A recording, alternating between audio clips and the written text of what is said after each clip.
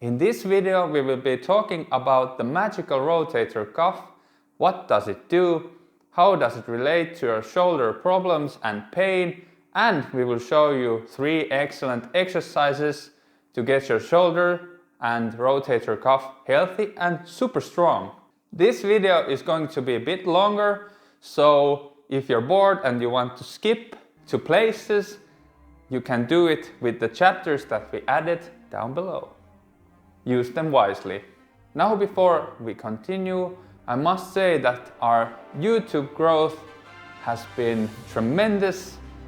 I am super happy, but it could be more majestical.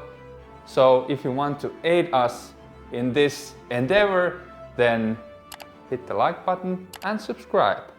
Rotator cuff is a 4 muscle combination that is located really close to your shoulder joint, and thus it gives stability to your shoulder. We have joints that are really stable. For example, the knee joint, it only moves to a couple of directions and is really stable structurally. And on the other end, we have really mobile joints such as the shoulder joint. And this is because we need lots of mobility to grab the tree branch and to swing away, or we need lots of rotational mobility to throw the spear towards the bison to get ourselves a nice dinner. And for all of you vegans, towards the vegan bison. God, the grand code writer for the simulation or the evolutionary processes in whatever you believe, has created the rotator cuff so we could enjoy best of both worlds. So you can throw the rock to your annoying neighbor's window without dislocating your shoulder. The 4 muscles of the rotator cuff are supraspinatus, infraspinatus, subscapularis and teres minor.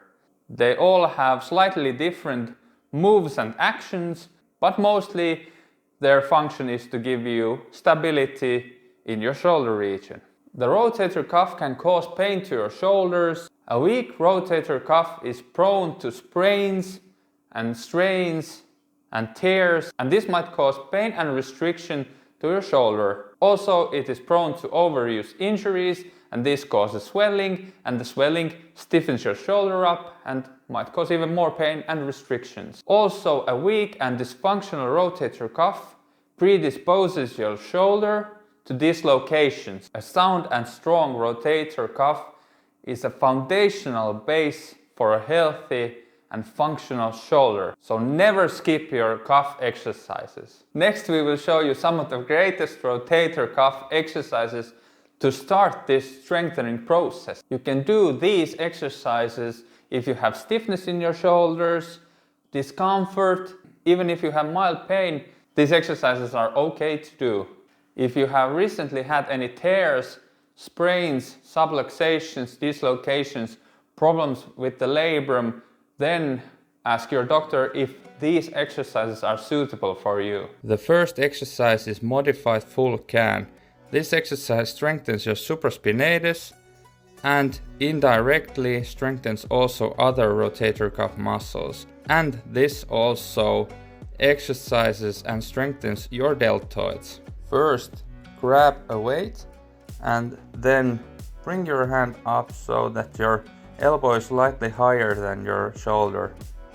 And bring the hand in front of you and then lower it slowly down. Then do the exercise in reverse.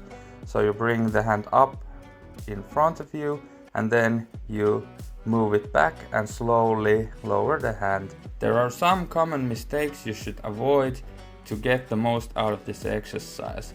One is that you're raising your shoulders up and then lifting the hand.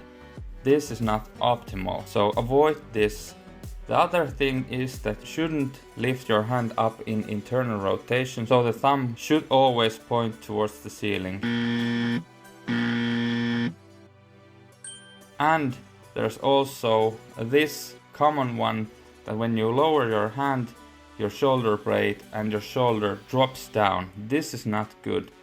If this happens and you cannot control it, then use a smaller weight. It will make all the difference. The next exercise is external rotation.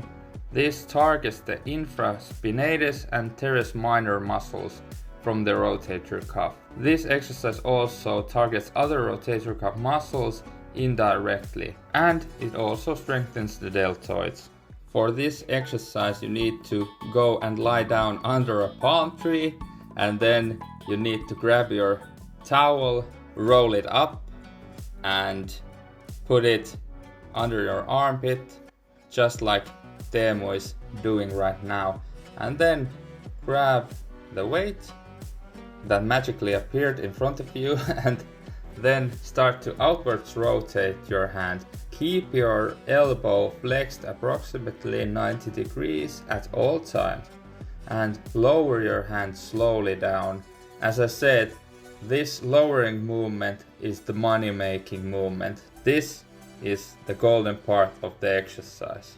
One of the biggest mistakes you can make in this exercise is that you're doing the movement from your body, so you're twisting from your core but not doing anything with your shoulder. Third and final exercise of this video is walking forwards and backwards. This strengthens your subscapularis muscle, although indirectly. The exercise that we use with our patients in our physical therapy clinic is really hard to teach through a video tutorial, and oftentimes I have to have my hands on the shoulder at first when our patients do the exercise to facilitate movement and activation of the muscles. Anyways, this exercise is really good in indirectly activating subscapularis and increasing the stability of your shoulder joint. Now you are presented with the finest corner in our office. Ta-da! And that's because Teemu will show you how to tie a knot. So you can put your rubber band over your door, shut the door, and it sticks. It doesn't slap you in the back of your head. What a nice feature. Now bring the arm up and slightly diagonally to the side and keep this position, and then start to walk forward. And as you start to walk, the resistance band starts to pull on your shoulder. It tries to pull the shoulder back and twist your shoulder joint. And now you have to use your rotator cuff muscles, especially the subscapularis, to avoid this twisting movement and to stabilize your shoulder joint. These are the common mistakes you should definitely avoid. So first one is that you keep your hand in front of you. This doesn't work your cuff muscles the same way. The other one is that you keep your hand too far back. This is more of a stretch exercise and not a strengthening exercise. And the worst one is when you walk forward and your shoulder blade tilts anteriorly and twists your shoulder joint. This is not good. Do these exercises 2 to 4 times a week, 3 to 4 sets per shoulder, reps until you feel fatigue in your shoulders, and keep 1 to 3 minute breaks between the sets. Now you have these 3 superb exercises for your rotator cuff and your shoulders. Remember, shoulder rehabilitation takes time, and systematic exercising and patience is the key for victory. We didn't go through any of the mobility exercises. They are also really important, but the video would be too long for any mortal to watch. We are probably making another video on that topic, and if you want to see it, then leave a comment below. So, have a nice something. But yeah, see you on the next video.